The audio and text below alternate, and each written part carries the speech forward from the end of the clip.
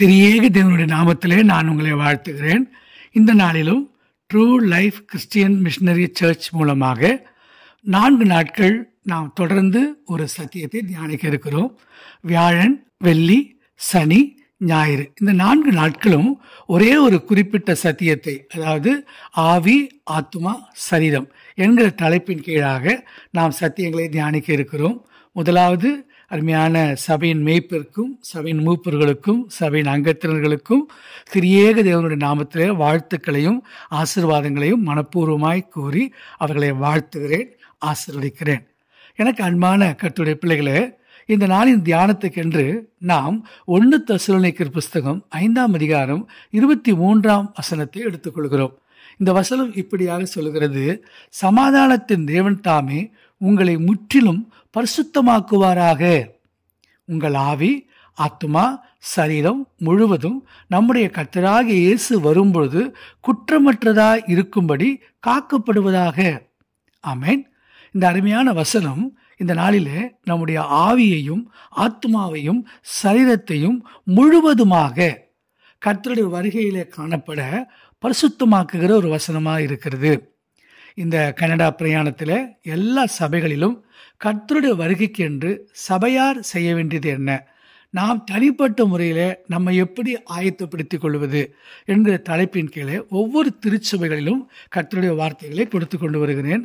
அதிலும் குறிப்பாய் நம்முடைய சபையில் வாலிபர்களுக்கு என்று பிரத்யோகமாய் இந்த கூட்டங்களை ஒழுங்கு செய்திருக்கிறபடியால் வந்திருக்கிற எல்லா வாலிபர்களை பார்க்கும் பொழுதும் நான் அதிகமாய் சந்தோஷப்படுகிறேன். எனக்கு அன்பான வாலிப சகோதர சகோதரிகளே, நீங்கள் இந்த நாட்களிலே ஆங்கிலத்திலும் அதற்கு அடுத்த தலைமுறை பிரெஞ்சிலும், மான்ட்ரியல் பட்டணத்தில் நீங்கள் பிரெஞ்சு அதிகமாக பேசுகிறதுனால நீங்கள் இந்த அடுத்தடுத்த மொழியிலும் நீங்கள் கேட்குற செய்திகளை தியானித்து நீங்களே ஒரு விஷயம் பேசி பழகுங்க. அப்போ தான் வருங்கால சந்ததிக்கும் நீங்களும் கர்த்தருடைய வார்த்தைகளை கொண்டு போக முடியும். அது என்னுடைய மிகப்பெரிய ஆதங்கமாக இருக்குது, என்னுடைய மிகப்பெரிய பாரமாக இருக்குது. என்னுடைய பாரத்தை உங்களோடு பகிர்ந்து கொள்கிறேன். ஏன்னா அநேக வாலிப பிள்ளைகள் இருக்கிறீங்க.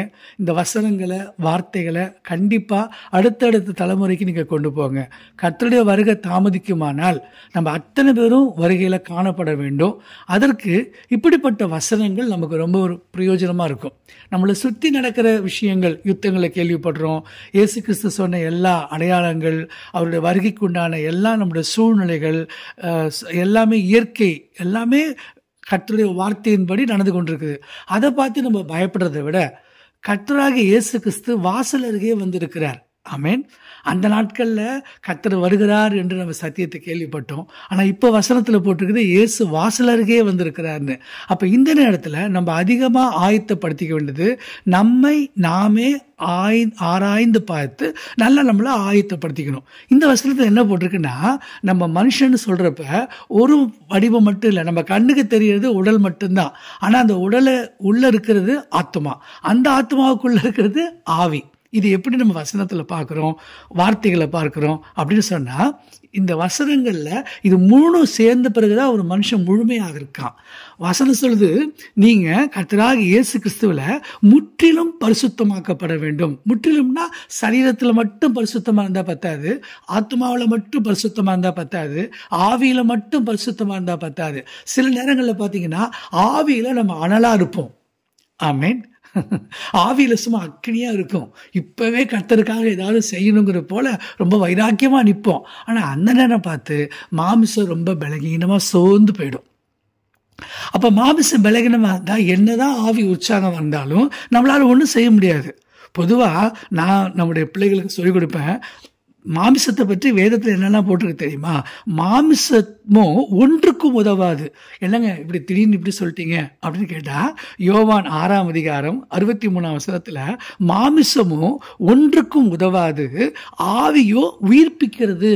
எஸ், ஆவி பல நேரங்களில் நம்மளை தட்டி கொடுத்து உற்சாகமாக அக்னியாக இருக்கும். ஆனால் மாமிசம் என்ன பண்ணாதுன்னா, ஏதாவது செய்கிறேன்னு சொல்லி எழும்பிட்டு அப்புறம் டக்குன்னு ஒன்றுக்கு நமக்கு கை கொடுத்து உதவி செய்யாமல் போகாது.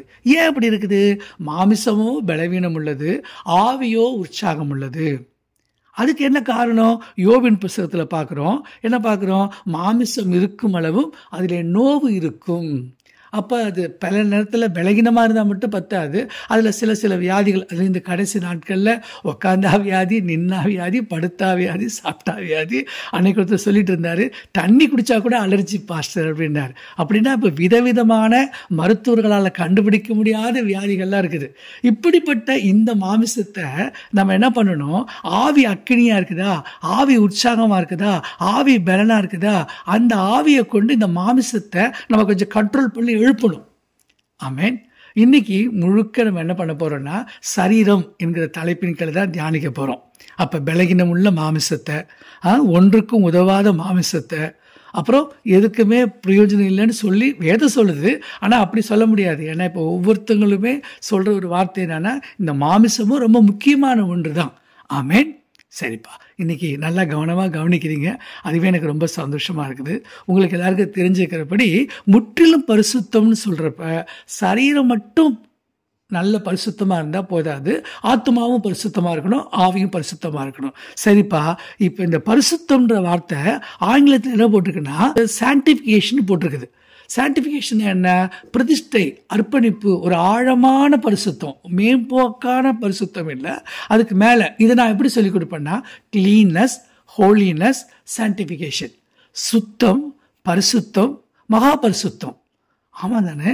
நம்முடைய உடல் நல்லா சுத்தமாக இருக்கணும், அதுக்கு பிறகு அது பரிசுத்தமாக மாறணும், அதுக்கு பிறகு இந்த சரீரம் என்ன செய்யப்படணும்னா மகா பரிசுத்தமாக மாறணும், முற்றிலும் பரிசுத்தமாக மாறணும். அப்போ தான் கர்த்தராகிய இயேசு கிறிஸ்துவின் வருகையில் இந்த சரீரம் காணப்படும்.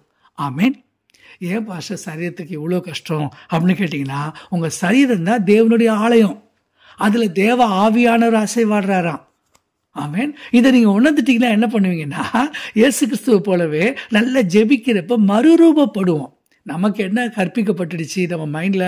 பொதுவான புத்தி, காமன் மைண்ட் என்ன செட்னா, ஜபம்ன்றது நம்மளுடைய தேவைகளை போய் கர்த்தர்ட்ட சொல்கிறதும் தேவைகளை போய் கேட்டு வாங்குறது மட்டும்தான் ஜபம்னு நினச்சிட்டு இருக்கோம். இல்லை பிரியமானவர்களே, நம்ம எவ்வளோக்கு எவ்வளோ ஜெபிக்கிறோமோ அவ்வளோக்கு அவ்வளவா நம்முடைய சரீரம் மறுரூபப்பட தொடங்கும். இயேசு கிறிஸ்து உயிரோடு இருக்கிறப்பே அவருடைய சரீரத்தில் அவர் மறுரூபப்பட தொடங்கினார். உங்கள் ஜெபம் கர்த்தருடைய சாயலில் மறுரூபப்படுகிற அளவுக்கு உங்கள் உடலை மாற்றும். எத்தனை பேர் நம்புறீங்க? ஹல்லேலூயா. எஸ், நீங்கள் நல்லா ஜெபிக்கணும். எப்படி ஜெபிக்கணும்? இடைவிடாமல் ஜெபியுங்கள், விழித்திருந்து ஜெபியுங்கள், சோர்ந்து போகாமல் ஜெபியுங்கள். இது மூணுமே இயேசு கிறிஸ்து சொன்ன வார்த்தை தான். இது ரொம்ப முக்கியம். ஜபம்னு சொன்ன உடனே நமக்கு அநேகருக்கு என்ன ஆகிடுதுன்னா, ஒரு மாதிரி ரொட்டீனாக போயிடுது, அது ஒரு பாரம்பரியம் மாதிரி ஆகிடுது. அப்படி இல்லாமல் ஜபத்தை கடமையாக இருக்காமல் அப்பா கூட உறவு வைக்கிற மாதிரி, அப்பா கூட பேசுகிற மாதிரி, அப்பா கூட கதைக்கிற மாதிரி, அவரோட கான்வர்சேஷன், உறவு ஸ்ட்ராங்காக இருந்தால் வார்த்தைகளும் ஜெபமும் நல்லா வரும். நம்ம உறவை நல்லா பலப்படுத்திக்கிட்டு கர்த்தரோடு நல்லா பேச பழக நல்லா செய்ய தொடங்குறப்ப நம்முடைய உடல் என்ன பண்ணணும்னா ஆட்டோமேட்டிக்காக மறுரூபப்படும். ஆமென். வேதம் என்ன தெரியுமா சொல்லுது? ஜென்ம சரீரம், ஆவிக்குரிய சரீரம், அற்பமான சரீரம். இப்படி 3 சரீரங்களை பற்றி வேதத்தில் போட்டிருக்கு. ஆரம்பத்தில் வேணால் இந்த சரீரம் அற்பமான சரீரமாக இருக்கலாம், ஆனால் கர்த்தராகிய இயேசு கிறிஸ்துவ சொந்த ரட்சகராக ஏற்றுக்கொண்டு அவரை நீங்கள் தெய்வமாக கும்பிட தொடங்கி அப்பான்னு கூப்பிட தொடங்கிட்டீங்கன்னா இந்த அற்பமான சரீரத்தை தேவன் மகிமையின் சரீரமாய் மாற்றுவார். ஹல்லேலூயா. ஆமென். எப்போவுமே ஒரு சில விஷயங்கள் என்ன பண்ணுவோம்னா, நம்ம சில விஷயத்தை மிகைப்படுத்துறதுக்காக ரொம்ப அற்பமாக நினைப்போம். நம்ம உடம்பை ரொம்ப அற்பமாக நினைக்கக்கூடாது.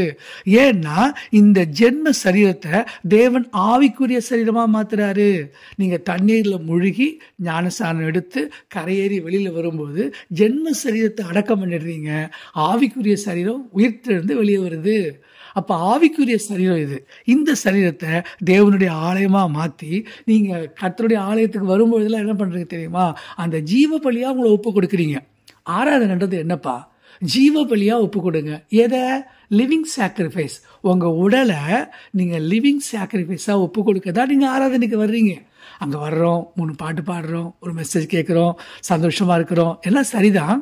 ஆனால் மைய கருத்து எது? புத்தி உள்ள ஆராதனைன்னு பைபிளில் போட்டிருக்குன்னா, உங்கள் சரீரத்தை ஜீவ பலியாக ஒப்பு கொடுப்பது தான் புத்தி உள்ள ஆராதனை. மற்றதெல்லாம் நீங்களே சொல்லுங்களேன். நான் சொல்ல மாட்டேன் புத்தி இல்லாத ஆராதனைன்னு. நீங்கள் ஆண்டவரை ஆராதிக்க வந்தால் உங்கள் சரீரத்தை கண்டிப்பாக ஜீவ பலியாக ஒப்பு கொடுக்கணும். நீங்கள் ஈசாக்கு பாருங்கள், பலிபீடத்தில் முழுக்க தன்னுடைய உடலை படுக்க வச்சுட்டார். அதே மாதிரி உங்களோட தலையிலிருந்து கால் வரைக்கும் எல்லா பாகத்தையும் பலிபீடத்தில் நான் படைக்கிறேன் ஆண்டவரே அப்படின்னு லிவிங் சாக்ரிஃபைஸா 100% ஒப்பு கொடுத்தீங்கன்னா அது முற்றிலும் பரிசுத்தமா மாறும். ஆமென். எனக்கு அன்பான கர்த்தருடைய பிள்ளைகளே, இது பார்ட் 1. நம்ம அடுத்த பகுதி 2ல இந்த சரீரத்தை பற்றி தொடர்ந்து தியானிப்போமா?